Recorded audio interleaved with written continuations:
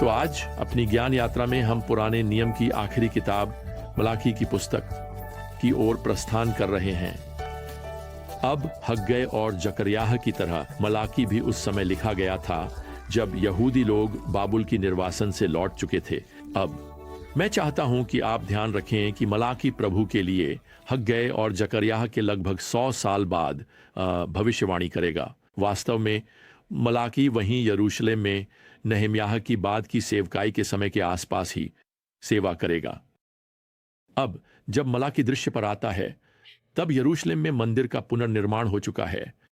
पूजा और परंपराएं एक नियमित दिनचर्या में ढल चुकी हैं, लेकिन मुझे आपको बताना है कि यही लोगों की समस्या का एक बड़ा हिस्सा है। आप जानते हैं, धर्म का एक दिनचर्या बन जाना बहुत आसान है। मुझे एक लेखक की बात याद है जिन्होंने इसे इस तरह लिखा था कि इस्राएल आत्मिक रूप से ठीक ठाक दिख रहा था, यानी बाहर से, लेकिन अंदर ही अंदर वह अपनी आत्मिक जड़ों से दूर होता जा रहा था। यह बात मुझे आज हमसे यह सवाल पूछने के लिए प्रेरित करती है कि हम कैसे हैं। खैर, उम्मीद है कि हम अर्थहीन रस्मों वाले धर्म में रुचि नहीं रखते, जैसे कि बस प्रार्थना करना, सभा में जाना, आना जाना दर्ज करना। हम प्रभु के साथ चलने में एक संबंध में रुचि रखते हैं और यह हर दिन का मामला है।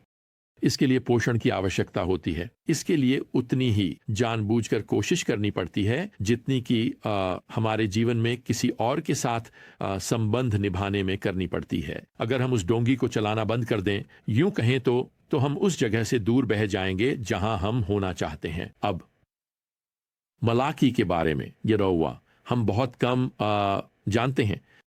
उसका नाम मेरा संदेशवाहक है और वह सचमुच परमेश्वर का संदेशवाहक है और उसके पास इस्राएल के लिए एक संदेश है। वास्तव में अधिकांश अन्य पुराने नियम के भविष्यद्वक्ताओं की तरह यह एक डांट फटकार का संदेश है। यह पश्चाताप के लिए बुलावा है। हालांकि उसकी पुस्तक की शुरुआत एक अद्भुत कोमलता के साथ होती है। यहां प्रभु इस्राएल के लोगों से दूसरे पद में कह रहे हैं, इन अद्भुत शब्दों को सुनिए, मैंने तुमसे प्रेम किया है। आप जानते हैं, ऐसा संदेश कभी पुराना नहीं होता है ना। मैं तुमसे प्रेम करता हूं, और शायद यही वह संदेश है जो आज आपको परमेश्वर से सुनने की आवश्यकता है, क्योंकि परमेश्वर ने संसार से ऐसा प्रेम किया, इसमें आप भी शामिल हैं। अपने नए नियम में उस वचन में अपना नाम लिख लीजिए। उसने अपना एकलौता पुत्र भेज दिया ताकि यदि आप उस पर विश्वास करें तो आप नाश न हो बल्कि अनंत जीवन पाएं। अब जो लोग उसके हैं उनके लिए उसका प्रेम कैसा है, तो बस इज़राइल को देखिए। उसका प्रेम कभी न खत्म होने वाला है। यह बिना शर्त है। वह उनसे उनके विद्रोह और अस्वीकार के इतिहास के बावजूद प्रेम करता है। वास्तव में उनका प्रेम ही कारण है कि वह उन्हें डांटते हैं, उन्हें पश्चाताप के लिए बुलाते हैं। सच्चा प्रेम हमेशा दूसरे व्यक्ति के लिए सबसे अच्छा चाहता है और इसमें आवश्यकता पड़ने पर सुधार भी शामिल है, ठीक वैसे ही जैसे आप आज अपने बच्चों को प्रेम पूर्वक सुधार सकते हैं। प्रभु इस छोटी सी पुस्तक में लोगों के द्वारा पूछे जाने वाले प्रश्न की पहले से ही कल्पना करते हैं। अगर आप हमसे प्रेम करते हैं तो हम जानना चाहते हैं कि आपने हमसे कैसे प्रेम किया है। ये तो एक जिद्दी बच्चे का सवाल है ना? माँ या पापा, आप मुझसे कैसे प्रेम करते हैं? प्रभु इसका उत्तर याकूब और एसाव की ओर इशारा करके देते हैं। याकूब और उसके वंशजों की ओर, यानी इस्राएल राष्ट्र की ओर, जहां परमेश्वर ने अपना विशेष अनुग्रह दिखाया। उसने याकूब से प्रेम किया। उसने इस्राएल के साथ अपने वाचा के द्वारा इसे सिद्ध किया। याकूब का भाई एसाव, जो एदोम राष्ट्र का पिता था, जो उसे वह अनुग्रह नहीं दिखाया गया। यहां दूसरे पद में परमेश्वर कहते हैं, मैंने याकूब से प्रेम किया परंतु एसाव से बैर किया। यहां के शब्द केवल इस तथ्य को प्रकट करने के लिए हैं कि परमेश्वर ने याकूब को चुना लेकिन एसाव को नहीं चुना। उसने इस्राएलियों को चुना, एदोमियों को नहीं। और प्रियजनों, जब आप एदोमियों यानी एसाव के वंशजों के इतिहास में गहराई से देखेंगे तो जानते हैं आपको क्या मिलेगा। आप पाएंगे कि वे स्वयं परमेश्वर को बिल्कुल नहीं चाहते थे। वास्तव में वे इस्राएलियों के शत्रु बन गए थे। तो एक अर्थ में एसाव को परमेश्वर से वही मिला जो वह चाहता था। वह परमेश्वर के बिना जीवन चाहता था। अब इस्राएल के साथ परमेश्वर के विशेष संबंध की मांग है कि वह उनके द्वारा उसका आदर न करने पर उन्हें डांटे। यह है वह आरोप जो वह छठे पद में उन पर लगाते हैं। एक पुत्र अपने पिता का सम्मान करता है और एक दास अपने स्वामी का। यदि मैं पिता हूं तो मेरा सम्मान कहां है, और यदि मैं स्वामी हूं तो मेरा भय कहां है? वह विशेष रूप से उन याजकों को संबोधित करते हैं जो उसके नाम का तिरस्कार करते हैं। फिर से इसके बाद वह प्रश्न आता है जिसकी प्रभु को याजकों से अपेक्षा थी। अच्छा, हमने आपके नाम का तिरस्कार कैसे किया? ईश्वर 7वें पद में तुरंत उत्तर देते हैं, मेरे वेदी पर अशुद्ध भोजन चढ़ाकर। दूसरे शब्दों में, याजक अंधे और लंगड़े जानवरों को प्रभु के लिए बलिदान स्वरूप चढ़ा रहे हैं। वे बलिदान चढ़ाने की रस्म तो निभा रहे हैं, लेकिन उनका दिल उसमें नहीं है। वास्तव में वे प्रभु की आराधना में रुचि नहीं रखते, जैसा कि इस बात से सिद्ध होता है कि वे अपनी सबसे अच्छी निर्दोष पशुओं को नहीं ला रहे हैं। वे वेदी पर ऐसे जानवर ही ला रहे हैं जिन्हें वे खुद रखना नहीं चाहते। लेकिन यह केवल स्वार्थी मन की समस्या नहीं है, इससे भी बढ़कर है। वे वाचा के नियम का उल्लंघन कर रहे हैं। लेव्य व्यवस्था अध्याय 22 में और वहां 20वें पद में लिखा है कि तुम कोई भी ऐसा पशु न चढ़ाओ जिसमें कोई दोष हो, वह स्वीकार्य नहीं है। तो ये बलिदान, जैसा कि आप देखते हैं, आने वाले निर्दोष परमेश्वर के मेमने निष्पाप उद्धारकर्ता का प्रतीक थे। ये इसलिए उन्हें केवल सबसे अच्छे, निर्दोष, निष्कलंक पशुओं को ही प्रभु के लिए प्रस्तुत करना था। देखिए, याजकों को लोगों और परमेश्वर के बीच मध्यस्थ के रूप में कार्य करना था। उन्हें प्रभु का अनुसरण करने का उदाहरण बनना था, लेकिन इसके बजाय वे वास्तव में परमेश्वर के वचन की अवज्ञा कर रहे हैं। और वैसे याजक यह सब अज्ञानता में नहीं कर रहे हैं। उन्हें कोई परवाह नहीं है। वे उस स्थिति पर पहुंच गए हैं जहां उनके लिए याजक का कार्य केवल एक उबाऊ नौकरी से अधिक कुछ नहीं रह गया है। असल में वे यहां पद 13 में कहते हैं, ये कितना थकाऊ है। देखिए, उनकी सेवा एक उबाऊ, थकाऊ रस्म बन गई है। वे उपासना की प्रक्रिया से तो गुजर रहे हैं, लेकिन उपासना करने की कोई वास्तविक प्रेरणा नहीं है। और वे बस, आप जानते हैं, वे बस मोमबत्तियां जला रहे हैं, वे बस झुक रहे हैं और प्रार्थना कर रहे हैं। वे दिन भर वही रस्में दोहरा रहे हैं, बिना परमेश्वर के साथ संबंध की कोई इच्छा रखे।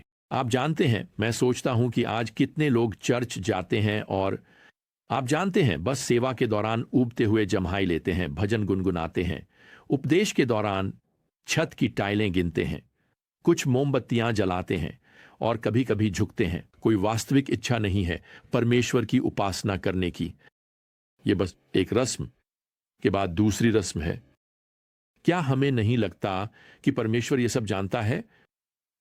देखिए, यहां इन याजकों का रवैया और उनकी अवज्ञा उन्हें काफी महंगी पड़ने वाली है। यहां अब प्रभु उन्हें अध्याय 2 के दूसरे पद में एक कड़ी चेतावनी देते हैं, जहां वह कहते हैं, यदि तुम नहीं सुनोगे, यदि तुम इसे अपने हृदय में नहीं लोगे कि मेरे नाम को आदर दो, सेनाओं के यहोवा कहते हैं, तो मैं तुम पर शाप भेजूंगा और तुम्हारी आशीषों को शापित कर दूंगा।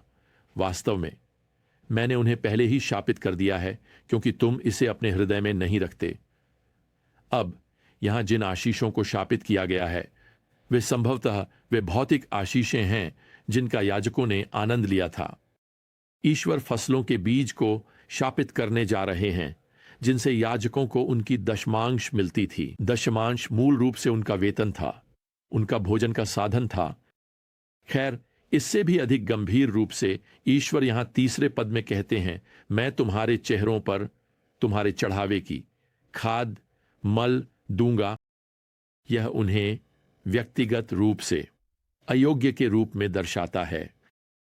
उनके हृदय की अशुद्धता सबसे बुरी स्थिति में उनके चेहरों पर फैला दी जाती है। यह उन्हें प्रभु की सेवा करने के लिए अयोग्य बना देता है। यह अपमानजनक है।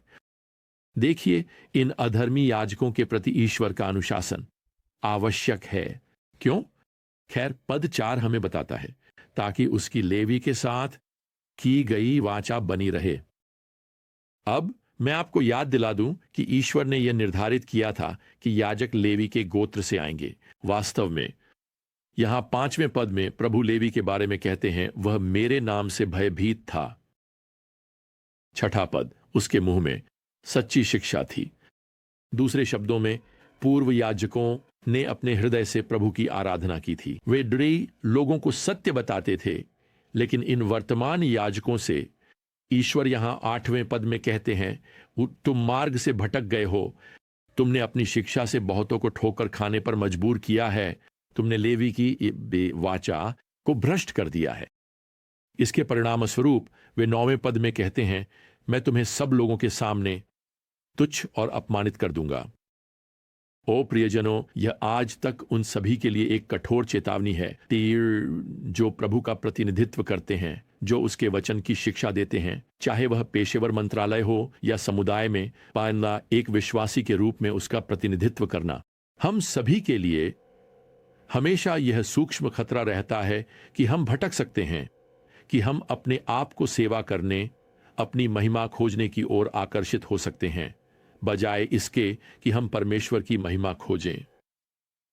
जब धर्म हमारे जीवन में केवल एक रस्म बनकर रह जाता है, देखिए, परमेश्वर के पास लोगों को उनके ऊंचे स्थान से गिराने का तरीका है। वह किसी को भी अपनी महिमा चुराने नहीं देगा। आज भी वह ऐसे विश्वासियों की तलाश में है जो उसे सच्चे और विनम्र मन से आराधना करें। यीशु ने कहा कि पिता ऐसे लोगों की खोज कर रहे हैं जो उसकी आत्मा और सच्चाई में आराधना करें। इसलिए यीशु आज हमें अर्थहीन रस्मों के लिए नहीं, न ही बिना दिल के धार्मिक परंपराओं के लिए, बल्कि एक ऐसे संबंध के लिए आमंत्रित करते हैं जिसमें हम उन्हें उनके वचन के माध्यम से जान सकें, जिसमें हम उन्हें जानें और उनके द्वारा दी गई सच्चाई के साथ उनके साथ चल सकें। हम उन्हें अपने प्रभु और उद्धारकर्ता के रूप में प्रेम करना सीखते हैं। खैर, आज के लिए हमारा समय समाप्त हो गया है। जब तक हम अगली बार फिर से यात्रा शुरू करें, प्रियजनों, प्रभु यीशु मसीह की अनुग्रह, परमेश्वर का प्रेम और पवित्र आत्मा की संगति आप सभी के साथ बनी रहे। आमीन।